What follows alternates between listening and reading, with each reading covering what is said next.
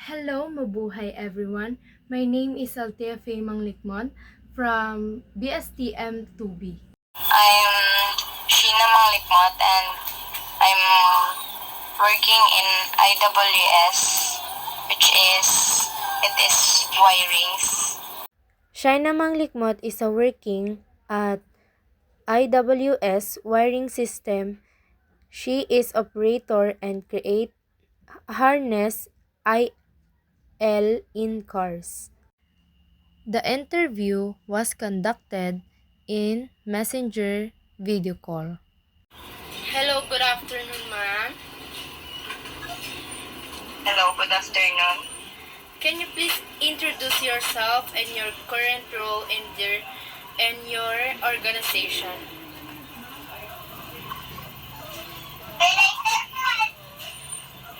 I'm Manglicmot and I'm working in IWS, which is wirings.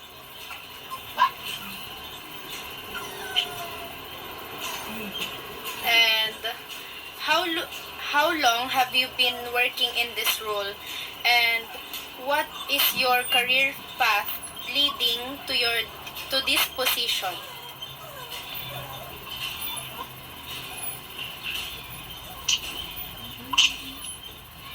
Before I came in IWS, I was applying in fast foods and any companies, but uh,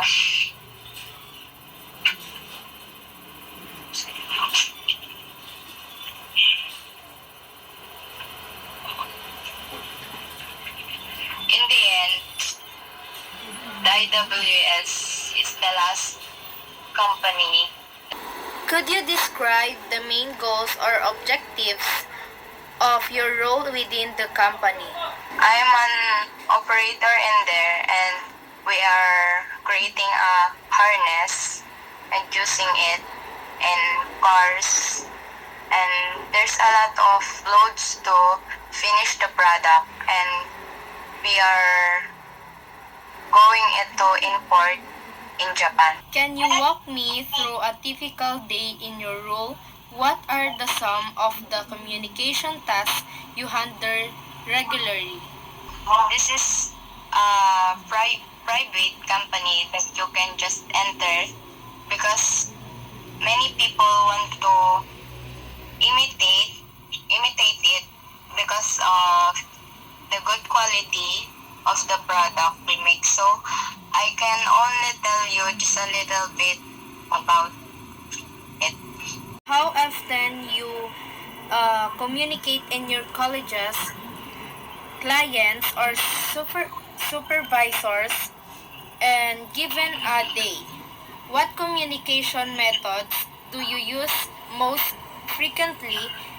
Email, phone, meetings, or etc.? With my coworker, we just sit next to each other and we can talk, but there is a delay because we might not be able to get our work done properly, and our communication with our supervisor is only when there is a meeting or something is wrong with what we're doing. What types of message do you primarily send or receive in your daily communication? Example, I have something to say about my absent from work. I need to get a medical certificate to send in clinic. So the one day absent from work can be passed, and if I don't do that, I might be able to work again. How important is oral communication in your role? Could you share some examples of situation where effective verbal communication made a difference? The purpose of our conversation is to solve our problems regarding for work and to make our lines run. How do you prepare for meetings or discussions?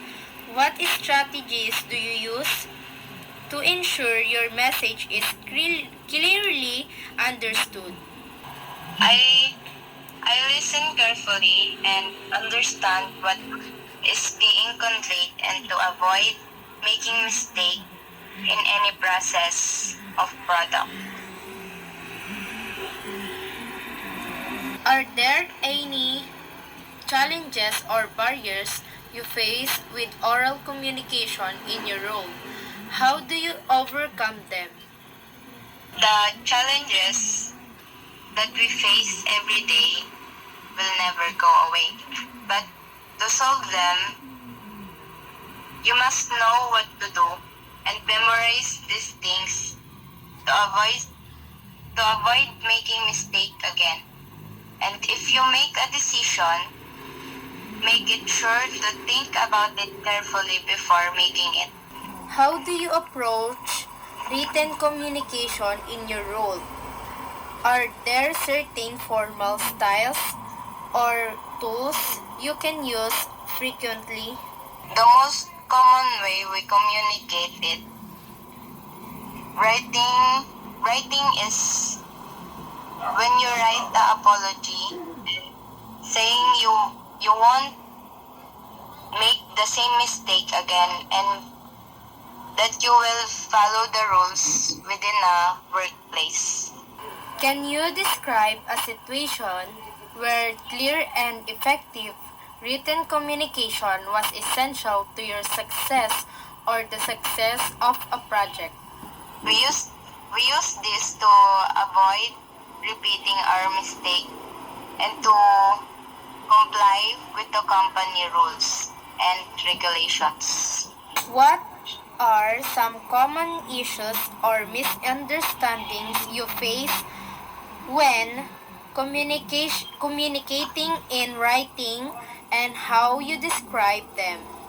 The most common communication problem we have in our work is when we don't get the output we're making on.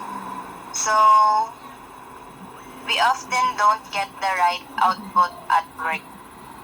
How does interpersonal communication affect your relationship with your colleagues or clients? Can you give me an example of a time when interpersonal communication made a positive impact? Like like talking so carefully that you lose focus on your work and it will be affected by making mistake in your work that go unnoticed. What strategies do you use to manage conflicts or misunderstandings in the workplace? The most common solution is to talk calmly and avoid using harsh words to prevent the problem from getting worse. How do you adapt your communication style depending on the audience or situation?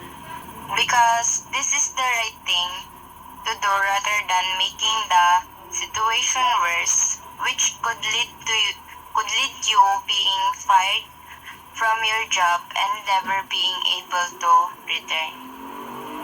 How has technology influenced the way you communicate in your role? Are there any challenges or advantages you've been noticed in using these tools? The effect of technology or like using a cell phone is that you can't do your job properly because you are doing something different and the effect of this on you is that you can be annoyed and seen by anyone who sees you, and if there is any benefit to it, it is only when there is something important. Do you receive feedback on your communication? If so, how do you typically incorporate and feedback into your communication practices? Yes, but that comment helped me to live out the right using of my wrongdoing. In your opinion, what communication skills are crucial for success in your role or industry? How do you continuously improve your communication skills? Following the rules and being polite to anyone you talk to, and working efficiently and consistently to improve work efficiency. Is there anything else you would like to share about your communication practices or any advice you would give to someone entering a role like yours? If you are interested in the job, I would like to share that you should know how to obey your superior and respect people you have not met at your job, so that they will like you more easily and your communication with each other will be good.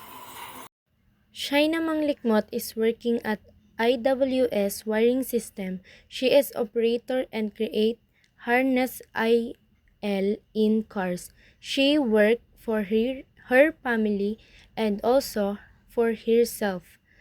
She is hardworking woman and she working in IWS for 2 years, and before she worked there, she trying to apply fast food and other works.